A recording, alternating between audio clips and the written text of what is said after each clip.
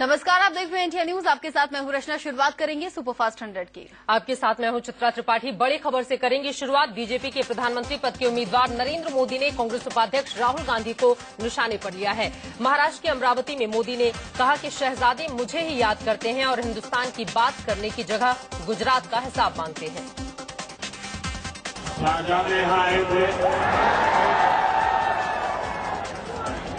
आजकल वो सुबह शाम मुझे याद करते रहते हैं और चुनाव हिंदुस्तान का है, हिसाब गुजरात का मांग रहे हैं। मोदी ने कहा कि राहुल गांधी कहते हैं कि गुजरात के विकास मॉडल का गुब्बारा फूटेगा, लेकिन कांग्रेस का गुब्बारा तो गुजरात में उड़ ही नहीं पाया। वो कह रहे हैं गुजरात मॉडल का गुब्बारा फूट जाएगा। अरे गुजरात की जनता ने सच्चाई के सहारे पर निर्णय किया और आपके गुब्बारे को उड़ने ही नहीं दिया।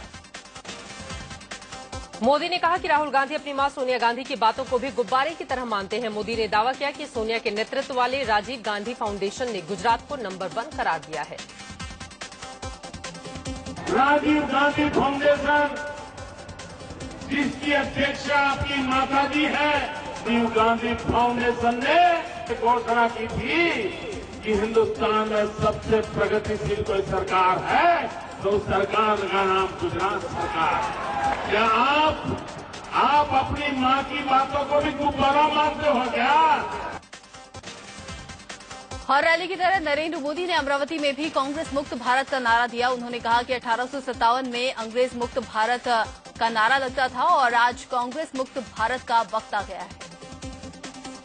1857 का स्वातंत्र संग्राम था, अंग्रेज मुक्त भारत 2014 का स्वराज्य का संघर्ष है, कांग्रेस मुक्त भारत।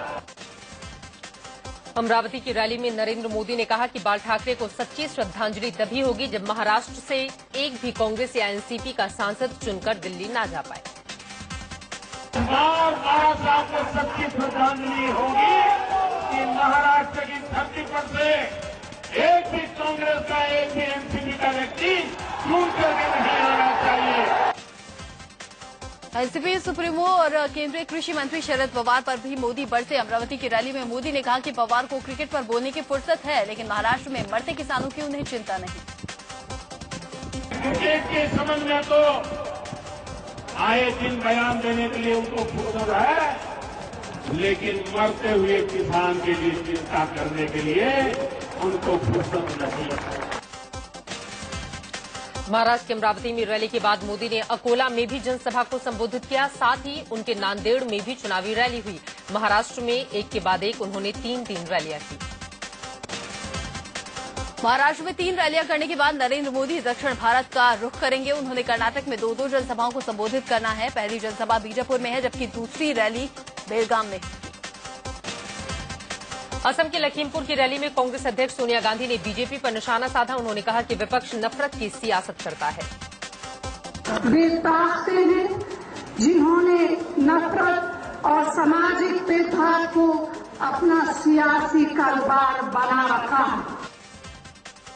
सोनिया गांधी ने रैली में कहा कि हमने देश को आरटीआई, मनरेगा जैसी कई महत्वपूर्ण योजनाएं दी। उन्होंने ये भी कहा कि कांग्रेस हर हाथ को शक्ति देने और हर शख्स की तरक्की की हिमायती है। कांग्रेस अध्यक्ष सोनिया गांधी आज दिल्ली में पहली चुनावी रैली करने वाली है। सोनिया की ये रैली नई दिल्ली संसदीय क्षेत्र के करोल बाग इलाके में हो रही है।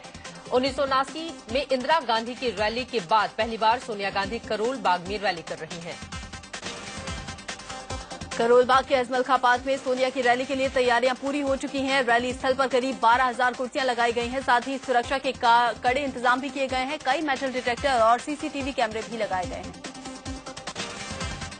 आम आदमी पार्टी के संयोजक अरविंद केजरीवाल ने अपना चुनाव प्रचार अभियान जारी रखते हुए चंडीगढ़ में रोड शो किया। केजरीवाल का रोड शो राम दरबार इलाके से शुरू होकर कई सेक्टर से होते हुए आगे बढ़ा। रोड शो के जरिए केजरीवाल चंडीगढ़ के लोगों से रूबरू हुए।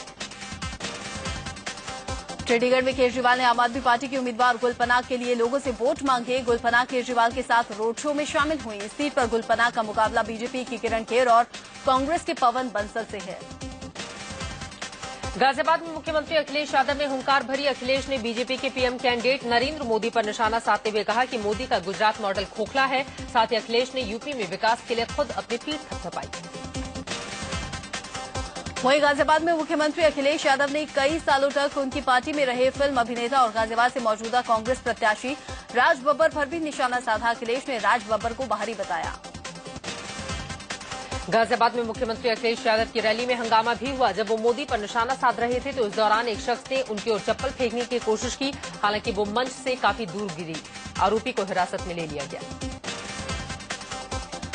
आरएसएस के मुखपत्र ऑर्गेनाइजर के एक सर्वे में सामने आया है कि राम मंदिर से बड़ा मुद्दा विकास का है। ऑर्गेनाइजर के लिए एक एनजीओ ने जो सर्वे करवाया उसमें लोगों से रोजगार, बिजली, सड़क को राम मंदिर और हिंदुत्व के मुकाबले ज्यादा तरजीह दी गई। ऑर्गेनाइजर के सर्वे के मुताबिक प्रधानमंत्री के तौर पर नरेंद्र मोदी देश की पहली पसंद है। उन्हें 48% लोग प्रधानमंत्री के रूप में देखना चाहते हैं। राहुल गांधी को 27%, अरविंद केजरीवाल को सिर्फ 5.5% लोगों ने ही प्रधानमंत्री के तौर पर पसंद किया है। आरएसएस के मुखपत्र ऑर्गेनाइज के लिए ये सर्वे 380 देश के संसदीय क्षेत्रों में करवाया गया। मार्च जनवरी के पहले हफ्ते से लेकर मार्च के पहले हफ्ते के बीच करवाए गए इस सर्वे में 1,14,000 लोगों की राय ली गई। इस बीच आरएसएस प्रवक्ता राम माधव ने कहा है कि आरएसएस कोई चुनावी सर्वे नहीं कराता और ये सर्वे ऑर्गेनाइजर पत्रिका ने करवाया है, जो कि स्वतंत्र पत्रिका है और स्वयंसेवकों द्वारा चलाई जाती है। इस बारे में कोई कंफ्यूजन नहीं होनी चाहिए। कोई आरोपों से नाराज हैं। बीजेपी से सदस्यता रद्द किए जाने पर साबिर अली और उनकी पत्नी के साथ वो मीडिया के सामने आए। साबिर अली ने कहा कि नकवी के आरोपों से मेरा परिवार सदमे में है। ऐसा आरोप आज तक किसी ने मुझ पर नहीं लगाया। वहीं आरोपों से नाराज साबिर अली की पत्नी यास्मीन ने नकवी से 24 घंटे के अंदर माफी मांगने को कहा है। माफी नहीं मांगने पर यास्मीन ने नकवी के घर के बाहर धरने पर बैठने की चेतावनी दी। आम आदमी पार्टी के प्रवक्ता आशुतोष ने बीजेपी पर निशाना साधा है। आशुतोष ने ट्विटर पर लिखा, पहले मुतालिक और अब साबिर अली। ये दिखाता है कि बीजेपी कितनी बेचैन है सत्ता में आने के लिए। बीजेपी ने बागी जसवंत सिंह की छुट्टी कर दी है। पार्टी ने जसवंत को 6 साल के लिए पार्टी से बाहर का रास्ता दिखा दिया है। जसवंत सिंह राजस्थान के बाड़मेर से निर्दलीय चुनाव लड़ रहे हैं। दरअसल जसवंत सिंह बाड़मेर चुनाव लड़ना चाहते हैं। बीजेपी ने जसवंत को किनारा करते हुए कांग्रेस छोड़ बीजेपी में शामिल हुए कर्नल सोनाराम को टिकट दे दिया था, जिससे गुस्साए जसवंत बगावत करके निर्दलीय चुनावी मैदान में उतर गए। वरिष्ठ नेता जसवंत सिंह की पत्नी शीतल कंवर ने बीजेपी के खिलाफ मोर्चा खोल दिया है। उन्होंने पूर्व अध्यक्ष नितिन गडकरी पर निशाना साधते हुए कहा कि जब वो उनसे मिलेंगी तो लड़ेंगी, कि जब निकालना ही था तो आखिर पार्टी में लिया ही क्यों। वहीं जसवंत सिंह की पत्नी ने बीजेपी पर निशाना साधते हुए कहा कि अब बीजेपी उनकी नजरों से गिर गई है। साथ ही उन्होंने कहा कि जसवंत सिंह को मुलायम सिंह समेत कई नेताओं ने टिकट का ऑफर दिया था, लेकिन वो निर्दलीय ही चुनाव लड़ेंगे। तेलंगाना में बीजेपी अकेले ही लोकसभा और विधानसभा का चुनाव लड़ेगी। सीटों के बंटवारे को लेकर टीडीपी के साथ बीजेपी की बात नहीं बनी, जिसके बाद बीजेपी की तेलंगाना यूनिट ने अकेले ही चुनाव लड़ने का ऐलान कर दिया। टीडीपी ने बीजेपी को तेलंगाना की 35 विधानसभा और 8 लोकसभा सीटें देने का प्रस्ताव दिया था, लेकिन बात नहीं बनी और अब बीजेपी तेलंगाना क्षेत्र की सभी 17 लोकसभा सीटों और 119 विधानसभा सीटों पर उम्मीदवार खड़े करेगी। कांग्रेस सहारनपुर से अपने उम्मीदवार इमरान मसूद के बचाव में उतर आई है। इमरान मसूद को लेकर कांग्रेस ने चुनाव आयोग को चिट्ठी लिखी है, जिसमें मसूद की उम्मीदवारी रद्द नहीं करने की अपील की गई है। इससे पहले कांग्रेस उपाध्यक्ष राहुल गांधी ने विवादित बयान को लेकर इमरान मसूद का बचाव किया था। उन्होंने कहा था कि मसूद ने ये भाषण 6 महीने पहले तब दिया था जब वो कांग्रेस में नहीं थे। उन्होंने कहा कि ये कांग्रेस की सोच नहीं है। हमारे कैंडिडेट ने, कांग्रेस पार्टी के कैंडिडेट ने 6 महीने पहले एक भाषण में विपक्ष के नेता के खिलाफ कठोर शब्द का प्रयोग किया कि उन्होंने जो शब्द प्रयोग किए वो कांग्रेस पार्टी की सोच नहीं है। उधर इमरान मसूद को लेकर बीजेपी के तल्ख तेवर बरकरार है। मुख्तार अब्बास नकवी की अगुवाई में बीजेपी का एक प्रतिनिधिमंडल मुख्य चुनाव आयुक्त से कल मिला और मसूद की उम्मीदवारी रद्द करने की मांग की। शिवसेना प्रमुख उद्धव ठाकरे ने सहारनपुर से कांग्रेस उम्मीदवार इमरान मसूद को चेतावनी दी है। उद्धव ने कहा कि आप मोदी को मारोगे तो क्या हम मूक दर्शक बने रहेंगे। उन्होंने कहा कि हम शिव सैनिक लड़ने से नहीं डरते। नरेंद्र मोदी को जान से मारने की धमकी देने के आरोपी कांग्रेस उम्मीदवार इमरान मसूद के पक्ष में राहुल गांधी ने शनिवार को सहारनपुर में प्रचार किया। इस दौरान उनके साथ मंच पर इमरान मसूद की पत्नी और बेटी मौजूद रही। राहुल की मौजूदगी में इमरान मसूद की पत्नी ने मंच से लोगों को संबोधित करते हुए कहा कि उनके पति को विरोधियों ने साजिश करके फंसाया है। उन्होंने मंच से रोते हुए पति की गिरफ्तारी के लिए विरोधियों पर हमला बोला। नरेंद्र मोदी को मार डालने की धमकी देने वाले सहारनपुर से कांग्रेस उम्मीदवार इमरान मसूद को 14 दिनों के लिए न्यायिक हिरासत में भेजा गया है। पुलिस ने गिरफ्तारी के बाद शनिवार को देवबंद की एसडीएम कोर्ट में मसूद को पेश किया था। कांग्रेस ने लोकसभा चुनाव के लिए 7 उम्मीदवारों की नई लिस्ट जारी की है। इसमें गुजरात से 3, राजस्थान, छत्तीसगढ़, यूपी और तमिलनाडु से एक उम्मीदवार का नाम घोषित किया गया है। गुजरात के भरूच से जयेश पटेल को पार्टी ने अपना उम्मीदवार बनाया है। वहीं सूरत से नौशाद देसाई को और नवसारी से मकसूद मिर्जा को मैदान में उतारा गया है। कांग्रेस ने यूपी के हमीरपुर से प्रीतम सिंह को टिकट दिया है। वहीं छत्तीसगढ़ के रायपुर से सत्यनारायण शर्मा को उम्मीदवार बनाया गया है। राजस्थान के भरतपुर से डॉक्टर सुरेश चंद्र यादव और तमिलनाडु के विल्लुपुरम से श्रीमती के रानी को पार्टी ने प्रत्याशी बनाया है। बीएसपी सुप्रीमो मायावती और बीजेपी के पीएम उम्मीदवार नरेंद्र मोदी पर आपत्तिजनक बयान देने के मामले में यूपी की कैराना लोकसभा सीट से समाजवादी पार्टी प्रत्याशी नाहिद हसन के खिलाफ केस दर्ज किया गया है। दरअसल शामली में समाजवादी पार्टी के कैराना से लोकसभा प्रत्याशी नाहिद हसन ने मायावती और मोदी पर आपत्तिजनक बयान दिया था। उन्होंने जो कहा था, इंडिया न्यूज आपको सुना भी नहीं सकता। बीजेपी नेता और नागपुर से लोकसभा के उम्मीदवार नितिन गडकरी ने 272 सीटें जीतने का दावा किया है। मुझे लगता है कि हम हमारे ताकत के भरोसे 272 सीटों के ऊपर जाएंगे और हमारा अच्छा सरकार बनेगी, ऐसा मेरा विश्वास है। टिकट बंटवारे के बाद यूपी के पूर्वांचल की कई सीटों पर हो रहे विरोध के चलते बीजेपी अपने उम्मीदवार बदल सकती है। खबर है कि जौनपुर, चंदौली, भदोही, गाजीपुर, बलिया और देवरिया समेत कई सीटों पर उम्मीदवार बदलने पर विचार किया जा रहा है। कानपुर से समाजवादी पार्टी के लोकसभा उम्मीदवार सुरेंद्र मोहन अग्रवाल ने बीजेपी उम्मीदवार मुरली मनोहर जोशी पर चुटकी लेते हुए कहा कि जोशी कई जगह से चुनाव लड़ चुके हैं, इसीलिए जोशी जनता को अपना अगला ठिकाना भी बता दें। छत्तीसगढ़ के धमतरी में आम आदमी पार्टी के टिकट पर चुनाव लड़ रहे गायक से नेता बने लक्ष्मण मस्तूरिया ने प्रचार में ताकत झोंक दी। उन्होंने भरोसा दिलाया कि लोगों ने जिस तरह से गीतों को पसंद किया है, वैसे उन्हें सपोर्ट भी करेंगे। आम आदमी पार्टी को चुनाव से पहले ही एक और झटका लगा है। राजस्थान के अजमेर से लोकसभा उम्मीदवार अजय सोमानी ने अपना नाम वापस ले लिया है। इससे नाराज कार्यकर्ताओं ने उनके ऊपर स्याही डालकर उनके खिलाफ नारेबाजी की। वहीं यूपी के एटा लोकसभा सीट से आम आदमी पार्टी के उम्मीदवार दिलीप यादव ने भी टिकट वापस कर दिया है। उन्होंने पार्टी की सदस्यता से इस्तीफा देते हुए आप नेता संजय सिंह पर दूसरी पार्टियों से साठगांठ का भी आरोप लगा दिया। झांसी के चीरगांव में एक जनसभा के दौरान बीजेपी के फारब्रांड नेता उमा भारती रो पड़ी। दरअसल उमा कांग्रेस अध्यक्ष सोनिया गांधी पर हमला बोल रही थी। उमा ने कहा कि वो रायबरेली से चुनाव भले ही ना लड़ रही हूं, लेकिन फिर भी कांग्रेस अध्यक्ष को हराने में कोई कसर नहीं छोड़ेंगी। ये कहते हुए वो भावुक हो गई। यूपी के अंबेडकर नगर में कांग्रेस के प्रत्याशी अशोक सिंह के शहर में लापता होने के पर्चे लगाए गए हैं। उनका पता बताने वाले को 1 लाख रुपए का इनाम देने का भी ऐलान किया गया है। ये पर्चे उनके क्षेत्र में नहीं दिखने की वजह से लगाए गए हैं।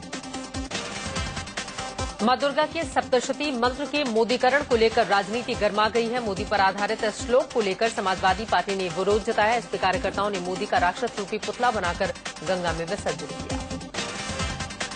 दरअसल वाराणसी में बीजेपी के साहित्य और प्रकाशन प्रकोष्ठ की ओर से जारी एक पोस्टर में मां दुर्गा की पूजा के वक्त पढ़े जाने वाले श्लोक को मोदी के माफिक बनाने की कोशिश की गई है। समाजवादी पार्टी ने इसी को लेकर विरोध जाहिर किया है। वेस्ट दिल्ली से बीजेपी के उम्मीदवार प्रवेश वर्मा ने अपना प्रचार अभियान जारी रखते हुए जनकपुरी इलाके में जनसभा को संबोधित किया। इस सीट पर प्रवेश वर्मा का मुकाबला कांग्रेस के महाबल मिश्रा और आम आदमी पार्टी के जरनैल सिंह से है। नॉर्थ ईस्ट दिल्ली से बीजेपी उम्मीदवार मनोज तिवारी लोगों को लुभाने के लिए कई तरह के नुस्खे अपना रहे हैं। चुनाव प्रचार के दौरान मनोज तिवारी कभी गाना गाकर तो कभी डांस करके लोगों से वोट की अपील कर रहे हैं। कानपुर से बीजेपी के उम्मीदवार मुरली मनोहर जोशी ने रोड शो के जरिए लोगों से वोट मांगी। जोशी ने पहले एक मंदिर में अपनी जीत के लिए पूजा अर्चना की, फिर लोगों से मुलाकात का सिलसिला शुरू किया। अरुणाचल में 11 कांग्रेसी विधायकों के निर्विरोध चुने जाने पर कार्यवाहक सीएम नबाम तुकी ने खुशी जाहिर की। तुकी ने इन 11 विधायकों की बैठक ली। नबाम तुकी ने कहा कि अरुणाचल में कांग्रेस पर लोगों का भरोसा है और उसी भरोसे का ये नतीजा है। कांग्रेस का तो एडवांटेज है, इसमें से तो 11 सीट तो जीत चुका है और 30-40 सीट मिलने में तो कोई दिक्कत नहीं है। जो हमारा जितना भी उम्मीदवार है सब अच्छा से लड़ रहा है। मुझे तो पूरा विश्वास है एब्सोल्यूट मेजॉरिटी तो आएगा। नवाब तकी ने कहा कि हाल ही में बीजेपी के पीएम उम्मीदवार नरेंद्र मोदी पासीघाट पहुंचे थे, लेकिन उनकी हवा यहां नहीं बह रही है। इसके पहले बीजेपी ने 2 विधानसभा क्षेत्रों से नामांकन वापस लेने वाले अपने उम्मीदवारों के साइन फर्जी बताए थे और चुनाव आयोग से शिकायत की थी। नरेंद्र मोदी जी विजिट जरूर किया है हमारा प्रदेश में, पता नहीं है उनका यहाँ प्रदेश में पैर लगते ही 11 थे और चुनाव आयोग से शिकायत की थी। नरेंद्र मोदी जी विजिट जरूर किया है हमारा प्रदेश में, पता नहीं है उनका यहाँ प्रदेश में पैर लगते ही 11 अनअपोज हो गया। वो भी जिस डिस्ट्रिक्ट में जो विजिट किया था पासीघाट में, वहां में से एक विधायक अनअपोज हो गया है। झारखंड के खूंटी में पुलिस ने एक सेंट्रो कार से 20 लाख रुपए कैश बरामद किया। 2 लोगों को हिरासत में लेकर पुलिस पूछताछ कर रही है। वहीं कोऑपरेटिव बैंक इन रुपयों पर अपना दावा पेश कर रहा है। झारखंड के रामगढ़ में पुलिस ने करीब 37 लाख रुपए और 4 किलो चांदी बरामद किया है। गोला थाना चेक पोस्ट पर चेकिंग के दौरान पुलिस ने ये पैसा और चांदी बरामद किया। पुलिस के मुताबिक चांदी और पैसा रजरप्पा थाने के सोनार मोहल्ले से कोलकाता ले जाया जा रहा था। इसी मामले में 2 लोगों को गिरफ्तार कर डीसी की अगुवाई में मामले की जांच की जा रही है। असम के चिरांग में गैंगरेप के बाद एक लड़की की हत्या का सनसनीखेज मामला सामने आया है। गैंगरेप के आरोप में पुलिस ने 14 लड़कों को गिरफ्तार किया है। पुलिस के मुताबिक कुछ लड़के मछली पकड़ने गई लड़की को अगवा कर जंगल ले गए, जहां उन्होंने लड़की से गैंगरेप किया। गैंगरेप के बाद लड़की की हत्या कर दी। और वहीं दूसरी ओर साउथ दिल्ली के हौज खास इलाके में 35 साल की एक महिला के साथ गैंगरेप का मामला सामने आया है। पीड़ित महिला के मुताबिक उसके जानने वाले 3 लोगों ने गैंगरेप की वारदात को अंजाम दिया। पीड़ित महिला की शिकायत पर पुलिस ने केस दर्ज कर लिया है। महिला की निशानदेही पर पुलिस ने 2 आरोपियों को गिरफ्तार कर लिया है, जबकि तीसरा आरोपी अभी पुलिस की गिरफ्त से बाहर है। दिल्ली निजामुद्दीन में बीती रात 2 लड़कियों को ऑटो से खींचकर कार में बिठाने की कोशिश की गई। निजामुद्दीन के पेट्रोल पंप के पास ये लड़कियां ऑटो से जा रही थी। उसी वक्त कार सवार बदमाशों ने इन्हें अपनी गाड़ी में खींचने की कोशिश की। अगवा करने में नाकाम रहे बदमाशों ने लड़कियों की पिटाई शुरू कर दी। वारदात का विरोध करने पर बदमाशों ने ऑटो ड्राइवर ललित को जमकर पीटा। बुरी तरह से जख्मी ऑटो ड्राइवर को अस्पताल में भर्ती करवाया गया है। पुलिस मामले की जांच कर रही है। इंदौर में पुलिस पर एक बेकसूर को पीटने का आरोप लगाया है। दरअसल पुलिस संजय नगर इलाके में एक बदमाश को पकड़ने के लिए दबिश देने पहुंची थी। पुलिस को बदमाश तो मिला नहीं, लेकिन वो इस शख्स को उठा कर ले आए और उसकी जमकर पिटाई कर दी। दिल्ली में तेज रफ्तार ने अपना कहर बरपाया है। मॉडल टाउन इलाके में एक ट्रक ने बाइक को टक्कर मार दी। बाइक पर सवार सिपाही की मौत हो गई, जबकि दूसरे बाइक सवार को गंभीर चोट आई। राजस्थान के अलवर का रहने वाला सिपाही अजेंद्र अपनी ड्यूटी खत्म कर देर रात घर लौट रहा था। एक बाइक सवार से लिफ्ट लेकर लौटते वक्त यह हादसा हो गया। दिल्ली में बीती रात अक्षरधाम के पास बेस से भरा हुआ ट्रक पलट गया। ये ट्रक नोएडा से पंजाबी बाग जा रहा था। इलाहाबाद के फूलपुर इलाके में एक बेकाबू ट्रक ने टाटा मैजिक गाड़ी को जोरदार टक्कर मार दी। सड़क हादसे में 3 लोगों की मौत हो गई, जबकि 10 लोग जख्मी हो गए हैं।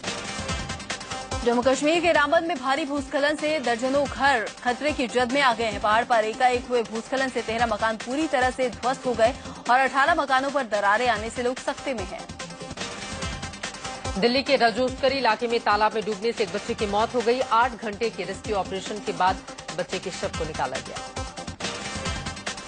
नवी मुंबई के एरोली इलाके में एक शातिर चोर रात में बड़ी ही आसानी से कार चुरा कर ले गया। कार चोरी की वारदात सीसीटीवी में कैद हो गई। चोर ने अपनी कार की चाबी से एक घर के सामने खड़ी कार का दरवाजा खोला। उसके बाद कार के पीछे अपनी कार बांधी और फरार हो गया। आगरा में चुनाव को लेकर प्रशासन चौकस नजर आ रहा है। रात में आगरा के अलग अलग इलाकों में गाड़ियों की चेकिंग हुई। पुलिस के आला अफसर भी इस दौरान मौजूद रहे। इंदौर में बीजेपी की महिला कार्यकर्ताओं ने अपने हाथों पर पार्टी के चुनाव चिन्ह कमल की मेहंदी रचवाई। चुनावी मेहंदी में इस खास आयोजन में सैकड़ों महिलाओं ने हिस्सा लिया। दिल्ली के मतदाताओं को जागरूक करने के लिए चुनाव आयोग ने वोटर जागरूकता मुहिम चला रखी है। इसी के तहत शनिवार को रजौरी गार्डन के एक मॉल में आयोग की ओर से बैंड कार्यक्रम का आयोजन किया गया।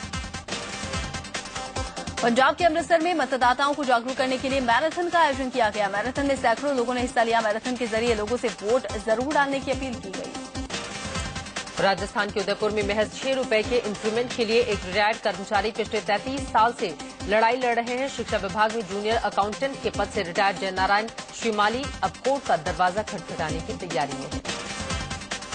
शनिवार को शिमला में सैलानियों ने स्टीम इंजन वाली हेरिटेज ट्रेन की सवारी का मजा लिया। इस ट्रेन में 2 स्पेशल कोच लगाए गए हैं, जिसमें सवार होकर 30 टूरिस्ट ने 22 किलोमीटर की सफर का आनंद लिया। आज T20 वर्ल्ड कप में टीम इंडिया का मुकाबला ऑस्ट्रेलिया से होना है। सेमीफाइनल से पहले भारत का ये आखिरी मैच है। भारत और ऑस्ट्रेलिया के बीच में ये मुकाबला शाम 7 बजे से खेला जाना है। लगातार 2 मैच हारने वाला ऑस्ट्रेलिया इस मैच को हर हाल में जीतना चाहेगा।